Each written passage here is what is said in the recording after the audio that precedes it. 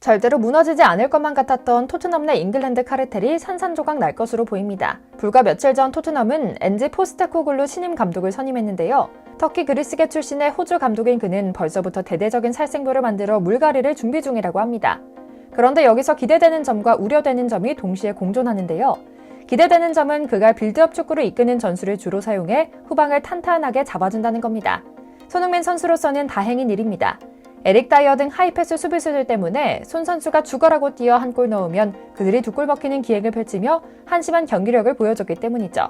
심지어 주제 모르고 까불며 조화를 해치는 페리시치, 최전방 공격수 손흥민에게 수비하지 않는다며 공개적으로 소리 지르며 싸운 거는 골키퍼 요리스, 잉글랜드 카르텔의 황태자이자 조부모가 축구협회 임원 출신인 에릭 다이어 등이 이미 감독의 방출 대상 목록에 이름을 올리고 있기 때문에 더욱 기대되고요. 반면 우려되는 점도 있습니다. 당연하게 방출 리스트에는 손흥민 이름이 올라있지 않지만 일본 프로축구 감독을 연임하며 나름대로 일본 통인 감독이 당장 자신의 애제자인 일본인 선수를 최전방 중 최전방 공격수로 쓰겠다고 선언했기 때문입니다. 손흥민 선수야 당연히 그와도 잘 지내며 최고의 조화를 만들어내려 노력하겠지만 아무래도 우리 한국 팬들의 입장에서는 손 선수가 받아 마땅한 스포트라이트가 나뉘는 것은 조금 걱정되는 부분이죠. 여전히 손흥민이 오는 여름에 토트넘을 떠나 무리뉴 감독이 선임될 것으로 보이는 프랑스 PSG나 그의 영원한 팬 클롭 감독이 이끄는 리버풀로 이적하는 옵션도 있지만 말입니다. 오늘은 완전히 자리 잡은 다음 시즌 토트넘의 방향성에 대한 이야기 이모저모를 전해드리려고 합니다. 오늘 영상 잘 보시면 이름 부르기도 어려운 이 감독이 대체 어떤 사람이고 손흥민에 대해서는 어떤 말을 했는지 또 빅리그에서 검증되지도 않은 일본 사람을 데려와 최전방 공격수로 데뷔시키려 하는 저희는 무엇인지 등 배경에 대한 탄탄한 이해가 생기실 겁니다. 먼저 잠시 저희 광화문 브리핑 구독 설정도 부탁드리고요. 포스테코글루 감독은 EPL 등 빅리그에서는 낯선 인물이긴 하지만 사실 축구계에선 잔뼈 굵은 감독이긴 합니다. 그리스에서 나고 자랐지만 호주로 이민 가면서 호주 대표팀 감독을 포함해 일본 요코하마 마리노스를 거쳐 차두리, 기성용 등 한국 선수들이 뛰어 꽤나 익숙한 스코틀랜드의 명문 셀틱 FC 감독을 맡고 있는 인물인데요. 나름 잘하지만 또 대단치 않다는 평을 받는 호주 대표팀 지휘봉을 잡고 브라질 월드컵 출전 및 아시안컵 우승을 차지한 경험이 있는 데다 J리그에서도 요코하마에 10수년 만에 우승컵을 안겨주며 나름 검증된 실력이 확실한 인물이기도 합니다. 아시아 무대에서 거둔 굵직한 성과를 바탕으로 스코틀랜드의 진출에 지역 내 리그, 컵 등 트로피를 싹쓸이했죠. 이런 그가 토트넘 감독으로 선임되는 것은 사실 이미 예견된 일이었습니다. 이미 감독들 사이에서 소문난 잔치집에 먹을 것 없다는 입소문이 나버린 토트넘은 이미 이름난 명장들이 기피하는 클럽이 됐고 마침 한층 더 도약하려는 포스테코글루 감독과 구단의 뜻이 맞았기 때문인데요. 팬들은 처음에 매우 부정적이었다고 합니다.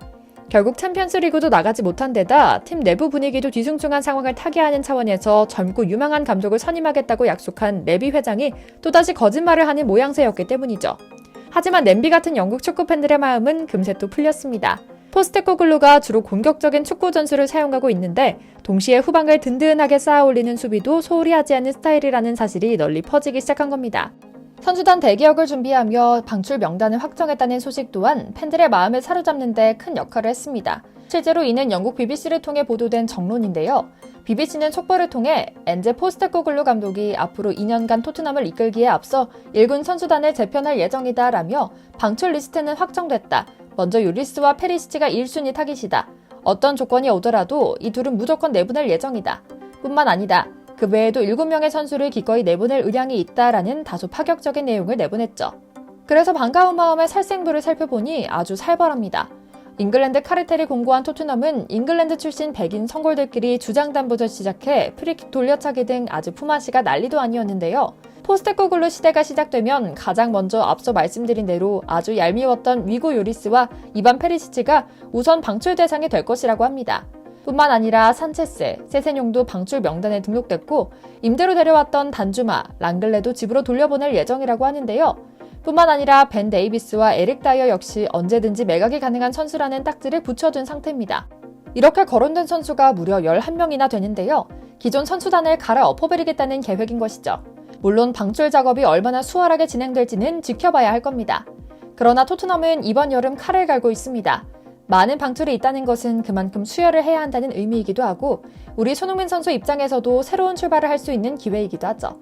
물론 저는 손 선수가 더 늦기 전에 더 멋진 팀에서 우승컵을 들어올리는 모습을 보고 싶은 팬이지만요. 한 가지 또 흥미로운 점은 포스테코글루 감독이 한국 등 아시아 선수들에 대해 매우 우호적인 성향인데다 잉글랜드 출신 백인이 아니기 때문에 그 어떤 계파에도 속하지 않아 독고다이로 팀을 개혁하는 데 제격이라는 점입니다. 실제로 그는 지난 겨울 수원 삼성에서 직접 오현규 선수를 셀틱으로 영입했고 오현규는 후반기에 팀에 잘 녹아드는 데 성공하며 공격 포인트를 쌓기도 했죠. 그럼에도 동시에 위기도 찾아올 예정입니다. 현지에서는 이미 포스테코글루 감독이 온다면 일본인 공격수 영입을 타진할 것이라는 이야기가 돌고 있거든요. 현지 매체 더선은 토트넘이 이미 마음이 떠난 케인을 대신에 후루아시 쿄고를 영입해 최전방에 배치할 것이다 라는 예언을 내놓았습니다. 매체가 내놓은 예상 라인업에는 뜬금없이 낯선 일본 사람 이름이 손흥민 선수 앞에 떡하니 올라 있는데요. 어쩌면 토트넘에는 앞으로 잉글랜드 카르텔이 약화되는 대신 호주, 일본 카르텔이 생길지도 모를 노릇인 것이죠. 실제로 포스테코글루 감독을 선임하는데 결정적인 역할을 한 것이 같은 호주인인 토트넘 최고 축구 책임자 스콘 먼이라는 이야기도 돌고 있죠. 후루아시 역시 포스테코글루 감독의 애제자로 자리 잡아 그를 따라다니는 선수인데요. 장기적으로 무려 케인을 대체하는 선수로 키우겠다는 구상까지 내놓을 정도였으니 대단하죠? 실제로 토트넘은 신임 감독의 강력한 요청에 따라 후루아시 영입을 추진하고 있으며 최소 2,500만에서 3,000만 파운드, 즉 하나로 407억 원에서 490억 원을 지불하겠다는 구체적인 가이드라인까지 공개한 상황입니다. 우리 손 선수가 주급 3억 4천만 원 선으로 연봉 177억 원 가량을 받고 있다는 것을 고려하면 정말 터무니없이 많은 연봉을 검증 하나 제대로 된 적 없는 일본인에게 지급하겠다는 것이며 또 동시에 우리 손 선수가 너무 미련한 계약을 했다는 생각이 드는 포인트인데요.